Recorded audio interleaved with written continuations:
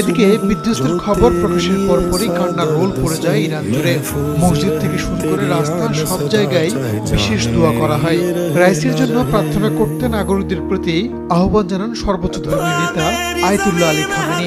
একই সঙ্গে জনগণকে উদ্বিগ্ন না হওয়ার আহ্বান জানিয়ে তিনি বলেন, এ ঘটনায় রাষ্ট্রীয় কর্মকাণ্ডে কোনো বিঘ্ন হবে না। তোমরা যারা এখানে উপস্থিত আছো, এমনকি যারা আমার এই কথা পরে শুনতে পাবা, সবাই নিশ্চিত থাকো যে এই ঘটনার রাষ্ট্রীয় কাজে কোনো প্রভাব ফেলবে না। খবরটি যখন শোনা গেছে তখন থেকে সবাই অনেক পরিশ্রম করছে, সব ধরনের ব্যবস্থা গ্রহণ করা হয়েছে। রাইসিকে বহনকারী হেলিকপ্টারটি উদ্ধার কাজে সহযোগিতার ইচ্ছার কথা জানিয়েছে মধ্যপ্রাচ্য সহ বিশ্বের বিভিন্ন দেশ। এরই মধ্যে পাহাড়ে অভিযান চালাতে সক্ষম একটি দলকে ইরানে পাঠিয়েছে তুরস্ক। তদন্ত কাজে আগ্রহ প্রকাশ করেছে রাশিয়া। অন্যদিকে বিষয়টি গভীরভাবে পর্যবেক্ষণ করা হচ্ছে বলে জানিয়েছে ইরানের শত্রু হিসেবে পরিচিত যুক্তরাষ্ট্র। ৬৩ বছর বয়সী রাইসির দুর্ঘটনায় বড় কোনো ক্ষতি হলে ইরানের সংবিধান অনুযায়ী দেশে দায়িত্ব নেবেন ভাইস প্রেসিডেন্ট মোহাম্মদ মোকবার।